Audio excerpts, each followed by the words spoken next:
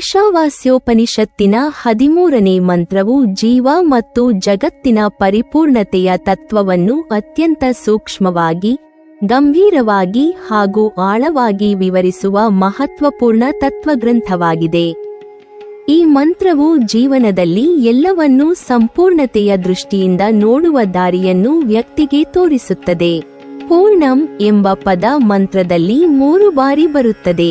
ಇದು ತಾತ್ಪರ್ಯದ ಅತ್ಯಂತ ನಿಖರ ಸಂಕೇತವಾಗಿದೆ. ಪೂರ್ಣಂ ಅಂದರೆ ಪೂರ್ಣತೆ, ಸಮಗ್ರತೆ, ನಿರಾಕಾರರಹಿತತೆ ಮತ್ತು ಅನಂತತೆಯನ್ನು ಸೂಚಿಸುತ್ತದೆ.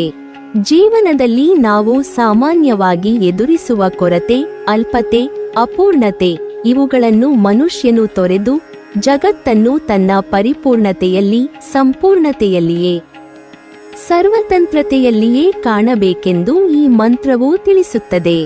ಮಂತ್ರದ ಮೊದಲ ಸಾಲು ಪೂರ್ಣಮದ ಜೀವನ ಮತ್ತು ಜಗತ್ತಿನ ಪರಿಪೂರ್ಣತೆಯ ಮಹತ್ವವನ್ನು ಉದ್ಘಾಟಿಸುತ್ತದೆ. ಎಲ್ಲವನ್ನೂ ಪರಿಶೀಲಿಸಿದಾಗ ನಾವು ನೋಡುವ ಜಗತ್ತು ಶಾಶ್ವತ, ಸಂಪೂರ್ಣ, ಸರ್ವತಂತ್ರವೂ ಮತ್ತು ನಿರಂತರವಾಗಿದೆ. ಹೊರಗಿನ ವಸ್ತುಗಳಲ್ಲಿ ಕಾಣುವ ಕೊರತೆ, ನಿಷ್ಕೃತತೆ, ಅಲ್ಪತೆ ಇವುಗಳು ಕೇವಲ ಮಾನವನ ದೃಷ್ಟಿಯ ಭ್ರಮೆಯಾಗಿದೆ. ನಿಜವಾದ ಅರಿವಿನಲ್ಲಿ ಜಗತ್ತಿನ ಪ್ರತಿಯೊಂದು ಅಂಶವೂ ತನ್ನ ಸ್ವತಂತ್ರತೆಯಲ್ಲಿಯೇ ಸಂಪೂರ್ಣ. ಅದು ಪರಮತತ್ವದ ಅನಂತತೆಯನ್ನು ಪ್ರತಿಬಿಂಬಿಸುತ್ತದೆ. ಮನುಷ್ಯನು ಈ ದೃಷ್ಟಿಯನ್ನು ವಿಶ್ಲೇಷಣೆ ಮಾಡಿದಾಗ ಅವನ ಮನಸ್ಸಿನಲ್ಲಿ ನೋವು, ಅಸಮಾಧಾನ, ಸಂಕಟ ಎಂಬ ಭಾವನೆಗಳು ತಾತ್ಕಾಲಿಕವಾಗುತ್ತವೆ ಮತ್ತು ಅವನು ಜೀವನವನ್ನು ಹೊಸ ದೃಷ್ಟಿಯಿಂದ, ಪರಿಪೂರ್ಣತೆಯ ದೃಷ್ಟಿಯಿಂದ ನೋಡುವನು. ಮಂತ್ರದ 2ನೇ ಸಾಲು ಪೂರ್ಣಂ ಮೇಧ ಮಾನವನ ಸಿದ್ಧಜ್ಞಾನವೂ ಕೂಡ ಪೂರ್ಣವಾಗಿದೆ ಎಂಬ ಅರಿವನ್ನು ನೀಡುತ್ತದೆ. ಮನುಷ್ಯನು ಪಡೆದಿರುವ ಜ್ಞಾನ ಯಾವತ್ತಿಗೂ ಅಪೂರ್ಣವೆಂದು ತೋರುವುದಿಲ್ಲ. ಅದು ತನ್ನ ಮೂಲತತ್ವದ ದಾರಿಯನ್ನು ತೋರಿಸುತ್ತದೆ. ಜ್ಞಾನವು ಬ್ರಹ್ಮನ ಪ್ರತಿಬಿಂಬವಾಗಿದೆ. ಚೈತನ್ಯ, ಬೆಳಕು, ಶಾಶ್ವತತೆ ಮತ್ತು ನಿರಂತರತೆಯಿಂದ ಕೂಡಿದೆ. ವ್ಯಕ್ತಿಯು ಜ್ಞಾನವನ್ನು ಅರಿತಾಗ ಅವನು ತನ್ನ ಜೀವನದ ನಿಜವಾದ ಅರ್ಥವನ್ನು ಅನುಭವಿಸುತ್ತಾನೆ. ಜ್ಞಾನದಲ್ಲಿ ಕೊರತೆಯಿಲ್ಲ. ಜ್ಞಾನವು ವ್ಯಕ್ತಿಯ ಚೈತನ್ಯವನ್ನು ಬೆಳಗಿಸುತ್ತದೆ, ಆತ್ಮನ ಗಾಢತೆಯನ್ನು ತಿಳಿಸುತ್ತದೆ ಮತ್ತು ಪರಮಾರ್ಥದ ಅರಿವಿಗೆ ದಾರಿ ತೋರಿಸುತ್ತದೆ. 3ನೇ ಬಾರಿ ಬರುವ ಪೂರ್ಣಂ ಮಂತ್ರವು ಜೀವನದ ಅತ್ಯಂತ ಸೂಕ್ಷ್ಮ ತತ್ವವನ್ನು ವಿವರಿಸುತ್ತದೆ. ಜೀವನವು ನಿರಂತರ ಚಕ್ರವಾಗಿದೆ. ಜಗತ್ತು, ಜೀವ, ಅನುಭವಗಳು ಎಂದಿಗೂ ನಿಷ್ಕೃತವಾಗುವುದಿಲ್ಲ. ಅವು ಶಾಶ್ವತವಾಗಿ ಪರಿಪೂರ್ಣತೆಯ ಸ್ಥಿತಿಯಲ್ಲಿ ಇರುತ್ತವೆ. ಪೂರ್ಣಾತ್ ಪೂರ್ಣಮುಚ್ಯತೆ ಎಂಬ ವಾಕ್ಯವು ಈ ತತ್ವವನ್ನು ಸ್ಪಷ್ಟಪಡಿಸುತ್ತದೆ. ಪೂರ್ಣವಾದ ಪರಮಾತ್ಮದಿಂದ ಹೊರಹೊಮ್ಮುವ ಬಾಹ್ಯ ಲೋಕವು ಸಂಪೂರ್ಣವಾಗಿದೆ. ಪೂರ್ಣದಿಂದ ಉದ್ಭವಿಸಿರುವ ಯಾವುದೇ ಅಂಶವೂ ಸ್ವತಃ ಪೂರ್ಣವಾಗಿದೆ. ಮೂಲವು ಪೂರ್ಣವಾಗಿರುವುದರಿಂದ ಯಾವುದೇ ಭಾಗವೂ ಅದರ ಸಂಪೂರ್ಣತೆಯನ್ನು ಹಾನಿಪಡಿಸಲು ಸಾಧ್ಯವಿಲ್ಲ. ಈ ನಿಖರ ತತ್ವವು ಮನುಷ್ಯನಿಗೆ ತಿಳಿಸುತ್ತದೆ, ಜೀವಿಯಲ್ಲಿಯೂ ಜಗತ್ತಿನಲ್ಲಿಯೂ ಕೊರತೆ ಅಥವಾ ಅಪೂರ್ಣತೆ ಇಲ್ಲ. ಜೀವನದಲ್ಲಿ ಎದುರಾಗುವ ನೋವು, ಹೀನತೆ, ಅಸಮಾಧಾನ ಇವುಗಳು ತಾತ್ಕಾಲಿಕ, ಭ್ರಮಿತ ಮತ್ತು ನಿರಂತರತೆಯ ದೃಷ್ಟಿಯಿಂದ ಅಸಾರ. ಪೂರ್ಣಸ್ಯ ಪೂರ್ಣಂ ಅದಾಯೇ ಪೂರ್ಣಂ ತಥಾ ಶಿಷ್ಯತೆ ಎಂಬ ವಾಕ್ಯವು ಮನುಷ್ಯನಿಗೆ ಪರಮಾತ್ಮ ಮತ್ತು ಜೀವಿಯ ನಡುವಿನ ಸಂಬಂಧವನ್ನು ಸುಂದರವಾಗಿ ವಿವರಿಸುತ್ತದೆ. ಸಂಪೂರ್ಣದಿಂದ ಭಾಗವನ್ನು ತೆಗೆದುಕೊಂಡರೂ ಭಾಗವು ಪೂರ್ಣವಾಗಿದೆ. ಸಂಪೂರ್ಣತೆಯನ್ನು ಹಂಚಿದರೂ ಪೂರ್ಣತೆಯನ್ನು ಹಂಚಿಕೊಳ್ಳಬಹುದು. ಇದು ವ್ಯಕ್ತಿಯೊಳಗಿನ ಅರಿವಿಗೆ ಮಹತ್ವಪೂರ್ಣ ಪಾಠ. ಜೀವನದಲ್ಲಿ ಎಲ್ಲವೂ ಪರಮಾತ್ಮದಿಂದ ಹರಿದು ಬಂದಿದೆ. ಎಲ್ಲವೂ ಸಂಪೂರ್ಣ, ಎಲ್ಲವೂ ಶಾಶ್ವತ. ಈ ಅರಿವಿನಿಂದ ವ್ಯಕ್ತಿ ಬದುಕಿನ ನೋವು, ಅಸಮಾಧಾನ, ಭಯ, ಹೀನತೆ ಇವೆಲ್ಲ ತಾತ್ಕಾಲಿಕವಾಗಿವೆ ಎಂದು ತಿಳಿದುಕೊಳ್ಳುತ್ತಾನೆ. ಮನುಷ್ಯನು ತನ್ನ ಜೀವನವನ್ನು, ಸಂಬಂಧಗಳನ್ನು, ಪ್ರೀತಿ, ಸಹಾನುಭೂತಿ ಮತ್ತು ಕರ್ತವ್ಯಗಳನ್ನು ಈ ಸಂಪೂರ್ಣತೆಯ ದೃಷ್ಟಿಯಿಂದ ನಿರ್ವಹಿಸಿದಾಗ ಅವನ ಜೀವನವು ಶಾಶ್ವತ ಶಾಂತಿ, ಸಮತೋಲನ, ಸಂತೋಷ ಮತ್ತು ಪರಮಾರ್ಥಾನುಸಾರಿಯಾಗುತ್ತದೆ. ಈ ಮಂತ್ರವು ವ್ಯಕ್ತಿಯ ಮನಸ್ಸಿಗೆ ಮಹತ್ವಪೂರ್ಣ ಸೂಚನೆ ನೀಡುತ್ತದೆ. ಬದುಕಿನಲ್ಲಿ ಬಾಹ್ಯ ವಸ್ತುಗಳ ಅಥವಾ ವ್ಯಕ್ತಿಗಳ ಮೇಲೆ ಅವಲಂಬಿತರಾಗಬೇಡಿ, ಏಕೆಂದರೆ ಎಲ್ಲವೂ ಶಾಶ್ವತವಾಗಿ ಪೂರ್ಣವಾಗಿದೆ. ಜಗತ್ತಿನ ಪ್ರತಿಯೊಂದು ಅಂಶ, ಪ್ರತಿಯೊಂದು ಘಟನೆ, ಪ್ರತಿಯೊಂದು ಜೀವಿ ಎಲ್ಲವೂ ಪರಮಾತ್ಮನ ಪೂರ್ಣತೆಯ ಅನುಭವ. ಮನುಷ್ಯನು ತನ್ನೊಳಗಿನ ಆತ್ಮಜ್ಞಾನವನ್ನು ಅರಿತುಕೊಂಡಾಗ ಬಾಹ್ಯ ಲೋಕದಲ್ಲಿ ನಡೆಯುವ ಪ್ರತಿಯೊಂದು ಘಟನೆ, ಪ್ರತಿಯೊಂದು ಜೀವನ ಘಟನೆ, ಪ್ರತಿಯೊಂದು ಸಂಬಂಧ ಎಲ್ಲವೂ ಪರಮತತ್ವದ ಪ್ರತಿಬಿಂಬವೆಂದು ಅವನು ಅನುಭವಿಸುತ್ತಾನೆ. ಈ ಅರಿವಿನಿಂದ ವ್ಯಕ್ತಿಯು ನಿರ್ಲಿಪ್ತ, ಶಾಂತ, ಸಮತೋಲನ ಮತ್ತು ಪರಮಾರ್ಥಾನುಸಾರಿಯಾದ ಜೀವನವನ್ನು ನಡೆಸಲು ಸಾಧ್ಯವಾಗುತ್ತದೆ. ಸಾರಾಂಶವಾಗಿ 13ನೇ ಮಂತ್ರವು ಹೇಳುವುದು, ಪೂರ್ಣತೆಯ ಅರಿವು ಜೀವನದ ಮೂಲತತ್ವ, ಜೀವನದ ಶಾಶ್ವತ ಶಾಂತಿ. ನಿಜವಾದ ಸಂತೋಷ ಮತ್ತು ಪರಮಾರ್ಥವು ಇದರ ಮೂಲಕ ದೊರೆಯುತ್ತದೆ. ಜಗತ್ತು ಪೂರ್ಣ, ಜೀವಿ ಪೂರ್ಣ, ಜ್ಞಾನ ಪೂರ್ಣ. ಈ ಅರಿವಿನಿಂದ ಮಾತ್ರ ಮನುಷ್ಯನು ಅಮೃತ ಸ್ವರೂಪದಂತೆ ನಿರ್ಲಿಪ್ತವಾಗಿ ಶಾಶ್ವತ ಸಂತೋಷವನ್ನು ಅನುಭವಿಸಬಹುದು.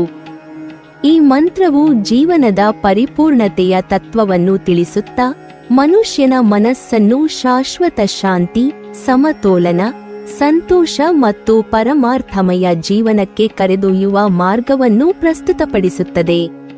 ಪ್ರಾಚೀನ ಕಾಲದಲ್ಲಿ ಪರ್ವತದ ತೀರದಲ್ಲಿ ನೆಲೆಸಿರುವ ಪ್ರತಾಪಸಿಂಹ ವಂಶದ ರಾಜನ ಕೌಟುಂಬಿಕ ಅರಮನೆ ಸುಂದರ ಪ್ರಕೃತಿಯೊಂದಿಗೆ ಒಮ್ಮುಟವಾಗಿ ಶ್ರದ್ಧೆ ಮತ್ತು ಧರ್ಮದಿಂದ ತುಂಬಿದ್ದಿತು.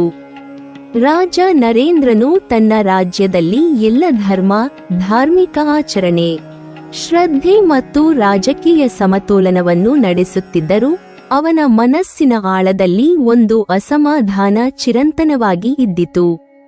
ಅವನು ಸಂಪತ್ತು, ವೈಭವ, ಅಧಿಕಾರ, ಪ್ರಭಾವವನ್ನು ಪಡೆದಿದ್ದರೂ ತನ್ನ ಜೀವನದಲ್ಲಿ ನಿಜವಾದ ಶಾಂತಿ, ಪರಮತೃಪ್ತಿ ಮತ್ತು ಅಮೃತ ಸ್ವರೂಪದ ಅನುಭವವನ್ನು ಕಂಡುಕೊಳ್ಳಲಿಲ್ಲ.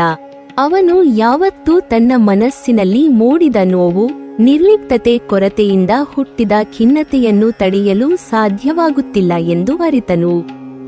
ಒಂದು ದಿನ ಯುವರಾಜನು ಹಿಮಾಲಯ ಪರ್ವತ ತೀರದ ಆಳದಲ್ಲಿ ನೆಲೆಸಿರುವ ಮಹರ್ಷಿ ಪರಮಚೇತನನ ಆಶ್ರಮಕ್ಕೆ ಬಂದು ಹೃದಯಪೂರ್ಣವಾಗಿ ತನ್ನ ದುಃಖವನ್ನು ವಿವರಿಸಿದನು. ಮಹರ್ಷಿ ಅಂದನು, ನಾನು ರಾಜ್ಯವನ್ನು, ಧರ್ಮವನ್ನು, ಶಕ್ತಿಯನ್ನು ಹೊಂದಿದ್ದೇನೆ, ಆದರೂ ಮನಸ್ಸಿನಲ್ಲಿ ಶಾಶ್ವತ ಶಾಂತಿ ಇಲ್ಲ. ನನ್ನ ಜೀವನ ಸಂಪೂರ್ಣವಾಗಿದೆ ಎಂದು ಭಾವಿಸುವಂತೆ ಇರುವುದಿಲ್ಲ. ನನಗೆ ನಿಜವಾದ ಶಾಶ್ವತವಾದ ಸಂತೋಷ, ಪೂರ್ಣತೆಯ ಅನುಭವ ಯಾವತ್ತಿಗೂ ದೊರೆಯುತ್ತಿಲ್ಲ. ನನಗೆ ಅದರ ಮಾರ್ಗವನ್ನು ತೋರಿಸಿ. ಮಹರ್ಷಿ ಪರಮಚೇತನನು ಹಿಮಪರ್ವತಗಳ ಚುಕ್ಕಿಗಳಂತೆ ಶಾಂತ, ನಿರ್ಲಿಪ್ತ ದೃಷ್ಟಿಯಿಂದ ಯುವರಾಜನ ಕಡೆ ನೋಡಿದನು. ಯುವರಾಜ, ನೀನು ಜೀವನದಲ್ಲಿ ಅನುಭವಿಸುತ್ತಿರುವ ಅಪೂರ್ಣತೆಯ ಭಾವ, ನೋವು, ಅಸಮಾಧಾನ ಅವು ಹೊರಗಿನ ವಸ್ತುಗಳ ಕೊರತೆ ಅಥವಾ ಪ್ರಾಪಂಚಿಕ ಘಟನೆಗಳ ಕಾರಣವಲ್ಲ. ಜಗತ್ತು, ಜೀವ ಮತ್ತು ಜ್ಞಾನ ಎಲ್ಲವೂ ಪೂರ್ಣತೆಯೊಂದಿಗೆ ಕೂಡಿವೆ. ಪೂರ್ಣಮದಃ ಪೂರ್ಣಂ ಮೇದಃ ಪೂರ್ಣಮಾಪೂರ್ಣಾತ್ ಪೂರ್ಣಂ ಉದಚ್ಯತೆ. ಈ ಮಂತ್ರವು ತಿಳಿಸುತ್ತದೆ, ಮೂಲವೇ ಪೂರ್ಣ, ಭಾಗವೂ ಪೂರ್ಣ. ಸಂಪೂರ್ಣತೆಯ ಅರಿವೇ ನಿಜವಾದ ಶಾಂತಿ, ನಿತ್ಯ ಸಂತೋಷ, ನಿರ್ಲಿಪ್ತತೆ ನೀಡುತ್ತದೆ. ಯುವರಾಜನು ಕುತೂಹಲದಿಂದ ಕೇಳಿದನು, ಮಹರ್ಷಿ, ಈ ಪೂರ್ಣತೆಯನ್ನು ನನಗೆ ಹೇಗೆ ಅರಿತುಕೊಳ್ಳಬೇಕು? ನನ್ನ ಜೀವನದಲ್ಲಿ ಇದನ್ನು ಹೇಗೆ ಅನುಸರಿಸಬೇಕು? ಮಹರ್ಷಿಯು ಪರ್ವತದ ಎತ್ತರದಲ್ಲಿ ಉದಯವಾಗುತ್ತಿರುವ ಸೂರ್ಯನ ಬೆಳಕನ್ನು ಯುವರಾಜನ ಕಡೆ ಸೂಚಿಸಿ ಹೇಳಿದರು. ನೋಡು ಯುವರಾಜ, ಸೂರ್ಯನ ಬೆಳಕು ಎಲ್ಲ ಕಡೆ ಒಂದೇ ಸಮಾನವಾಗಿ ಹರಿಯುತ್ತದೆ. ಅದು ನಿತ್ಯ, ಅಪಾರ, ಶಾಶ್ವತ. ಹೀಗೆ ಜಗತ್ತು, ಮರ, ನದಿ, ಪರ್ವತ, ಪರ್ವತದ ಚುಕ್ಕಿಗಳು, ಹಸಿರು ಗಾಳಿಯ ಸ್ಪರ್ಶ, ಸ್ನೇಹಿತರ ನಗು, ಶತ್ರುವಿನ ಕೋಪ ಎಲ್ಲವೂ ಪೂರ್ಣತೆಯ ಭಾಗ. ಪೂರ್ಣದಿಂದ ಭಾಗವನ್ನು ತೆಗೆದುಕೊಂಡರೂ ಭಾಗವು ಸಂಪೂರ್ಣವಾಗಿರುತ್ತದೆ. ನೀನು ಪ್ರತಿಯೊಂದು ಘಟನೆ, ಪ್ರತಿಯೊಂದು ವಸ್ತು, ಪ್ರತಿಯೊಂದು ಜೀವಿಯಲ್ಲಿಯೂ ಈ ಪೂರ್ಣತೆಯನ್ನು ನೋಡುವ ಮನಸ್ಸನ್ನು ಬೆಳೆಸಿದಾಗ ನಿನ್ನ ಜೀವನವು ಪೂರ್ಣ, ಶಾಶ್ವತ, ನಿರ್ಲಿಪ್ತ, ಸಂತೋಷಪೂರ್ಣವಾಗುತ್ತದೆ. ಯುವರಾಜನು ಮಹರ್ಷಿಯ ಮಾತನ್ನು ಹೃದಯದಲ್ಲಿ ನೊಟ್ಟನು. ಅವನು ಅರಿತನು, ಜೀವನದಲ್ಲಿ ನಾವು ಎದುರಾಗುವ ನೋವು, ಹೀನತೆ, ಅಪೂರ್ಣತೆಯ ಭಾವನೆಗಳು ಇವು ಎಲ್ಲವೂ ಬಾಹ್ಯ ದೃಷ್ಟಿಯಿಂದ ಹುಟ್ಟುವ ಭ್ರಮೆ. ನಿಜವಾದ ದೃಷ್ಟಿಯಲ್ಲಿ ಜಗತ್ತು ಪೂರ್ಣ, ಜೀವಿ ಪೂರ್ಣ, ಜ್ಞಾನ ಪೂರ್ಣ. ಪ್ರತಿಯೊಂದು ಕ್ಷಣ, ಪ್ರತಿಯೊಂದು ಘಟನೆ, ಪ್ರತಿಯೊಂದು ಸಂಬಂಧ ಎಲ್ಲವೂ ಶಾಶ್ವತತೆಯ, ಸಂಪೂರ್ಣತೆಯ ಸಂಕೇತ. ಮಹರ್ಷಿಯ ತತ್ವಜ್ಞಾನವು ಯುವರಾಜನ ಬದುಕನ್ನು ಸಂಪೂರ್ಣವಾಗಿ ಬದಲಾಯಿಸಿತು. ಪ್ರತಿಯೊಂದು ಕಾರ್ಯ, ಪ್ರತಿಯೊಂದು ನಿರ್ಧಾರ, ಪ್ರತಿಯೊಂದು ಮಾತು ಅವನು ಇದನ್ನು ಬ್ರಹ್ಮನ ಅಂಗವೆಂದು ತಿಳಿದು ನಡೆಸಿದನು. ತನ್ನ ರಾಜ್ಯವನ್ನು ನಿರ್ವಹಿಸುವಾಗ ಯಾರೊಂದಿಗೂ ಭೇದ ಭಾವ, ದ್ವೇಷ ಅಥವಾ ಅಸೂಯೆ ಮೂಡಿಸುವುದಿಲ್ಲ. ಎಲ್ಲಾ ಕಾರ್ಯಗಳನ್ನು ಸಮತೋಲನದಿಂದ, ಶಾಂತಿಯೊಂದಿಗೆ ನೆರವೇರಿಸುತ್ತಿದ್ದನು. ಅವನ ಹೃದಯದಲ್ಲಿ ನೀತಿ, ಪ್ರೀತಿ, ಶ್ರದ್ಧೆ, ನಿರ್ಲಿಪ್ತತೆ ಬೆಳೆಯುತ್ತಾ ಜನರ ಹೃದಯದಲ್ಲಿ ಗೌರವ, ಶಾಂತಿ, ಸಂತೋಷ ಮೂಡಿಸುತ್ತಿತ್ತು. ಕಾಲಕ್ರಮದಲ್ಲಿ ಯುವರಾಜನು ಅರಿತನು, ಜೀವನವು ಪ್ರತಿಯೊಂದು ಕ್ಷಣದಲ್ಲಿಯೂ ಶಾಶ್ವತ ಪೂರ್ಣತೆಯ ಪ್ರತಿಬಿಂಬ. ಜೀವನದಲ್ಲಿ ಎದುರಾಗುವ ಸಂಕಟಗಳು, ಹಿಂಸೆ, ದುಃಖ, ವೈಫಲ್ಯ ಮತ್ತು ಹೊರಗಿನ ಜಗತ್ತಿನ ವೈವಿಧ್ಯ ಎಲ್ಲವೂ ಪರಮಾತ್ಮನ ಸಾನ್ನಿಧ್ಯದಲ್ಲಿ, ಪರಮ ಚೈತನ್ಯದ ನಿಯಂತ್ರಣದಲ್ಲಿರುವ ಅನುಭವಗಳಂತೆ ಕಂಡುಬರುತ್ತವೆ. ಈ ಅರಿವಿನಿಂದ ಅವನು ತನ್ನ ಮನಸ್ಸನ್ನು ಮುಕ್ತಗೊಳಿಸಿ ಶಾಶ್ವತ ಶಾಂತಿ, ಪರಮಾರ್ಥಾನುಸಾರ ಜೀವನವನ್ನು ಅನುಭವಿಸುತ್ತಿದ್ದನು. ಈ ಪೌರಾಣಿಕ ಕಥೆಯಿಂದ ನಮಗೆ ತಿಳಿಯುವುದು ಏನೆಂದರೆ, ಜೀವನದಲ್ಲಿ ಬಾಹ್ಯ ವಸ್ತುಗಳು, ಸಂಬಂಧಗಳು, ಘಟನೆಗಳು ಇವುಗಳಲ್ಲಿಯೇ ನಿಜವಾದ ಶಾಂತಿ ಅಥವಾ ಅಪೂರ್ಣತೆ ಅಲ್ಲ. ನಿಜವಾದ ಅರಿವು ಮತ್ತು ಅನುಭವವು ಪ್ರತಿಯೊಂದು ವಸ್ತುವಿನಲ್ಲಿಯೂ, ಪ್ರತಿಯೊಂದು ಜೀವನ ಸ್ಥಿತಿಯಲ್ಲಿಯೂ, ಪ್ರತಿಯೊಂದು ಕ್ಷಣದಲ್ಲಿ ಪರಮಾತ್ಮನ ಪೂರ್ಣತೆಯನ್ನು ನೋಡುವುದರಲ್ಲಿ, ಅವನ್ನು ಅರಿತುಕೊಂಡು ಬದುಕುವುದರಲ್ಲಿ ಇದೆ. ಈ ಅರಿವಿನಿಂದ ವ್ಯಕ್ತಿಯ ಮನಸ್ಸು ಶಾಶ್ವತ ಶಾಂತಿ, ಸಂತೋಷ, ನಿರ್ಲಿಪ್ತತೆ, ಸಮತೋಲನ ಮತ್ತು ಪರಮಾರ್ಥಾನುಸಾರತೆಯನ್ನು ಪಡೆಯುತ್ತದೆ. ಪೂರ್ಣಮದ ಪೂರ್ಣಂ ಮೇಧ ಪೂರ್ಣಮಾಪೂರ್ಣಾತ್ ಪೂರ್ಣಂ ಉದಚ್ಯತೆ ಎಂಬ ಮಂತ್ರವು ನಮ್ಮ ಜೀವನದ ಮೂಲತತ್ವ. ಜೀವನದ ಶಾಶ್ವತ ಶಾಂತಿ ಮತ್ತು ನಿಜವಾದ ಆನಂದವನ್ನು ಬೋಧಿಸುತ್ತದೆ. ಜೀವನವು ಶಾಶ್ವತ, ಸಂಪೂರ್ಣ, ನಿರ್ಲಿಪ್ತ ಮತ್ತು ಪರಮಾರ್ಥಾನುಸಾರವಾಗಿರಲು ನಾವು ಪ್ರತಿಯೊಂದು ಕ್ಷಣದಲ್ಲಿಯೂ, ಪ್ರತಿಯೊಂದು ಸಂಬಂಧದಲ್ಲಿಯೂ, ಪ್ರತಿಯೊಂದು ಘಟನೆಯಲ್ಲಿಯೂ ಪೂರ್ಣತೆಯನ್ನು ಕಾಣುವ ದೃಷ್ಟಿಯನ್ನು ಬೆಳೆಸಬೇಕು. ಈ ಅರಿವಿನಿಂದ ಮನುಷ್ಯನು ಅಮೃತ ಸ್ವರೂಪನಂತೆ ಶಾಶ್ವತ ಸಂತೋಷಪೂರ್ಣ, ನಿರ್ಲಿಪ್ತ, ಸಮತೋಲನ ಜೀವನವನ್ನು ಅನುಭವಿಸುತ್ತಾನೆ. ನೀವಿನ್ನೂ ನಮ್ಮ ಚಾನೆಲ್ ಅನ್ನು ಸಬ್ಸ್ಕ್ರೈಬ್ ಮಾಡಿಲ್ವಾ? ಹಾಗಾದರೆ ಈ ಕೂಡಲೇ ನಮ್ಮ ಇಂದ್ರಜಾಲ ಚಾನೆಲ್ ಅನ್ನು ಸಬ್ಸ್ಕ್ರೈಬ್ ಮಾಡಿ ಮತ್ತು ಪಕ್ಕದಲ್ಲಿರುವ ಬೆಲ್ ಐಕಾನ್ ಅನ್ನು ಕ್ಲಿಕ್ ಮಾಡಿದರೆ ನಮ್ಮ ಹೊಸ ವಿಡಿಯೋಗಳನ್ನು ನೀವು ನೋಡಬಹುದು.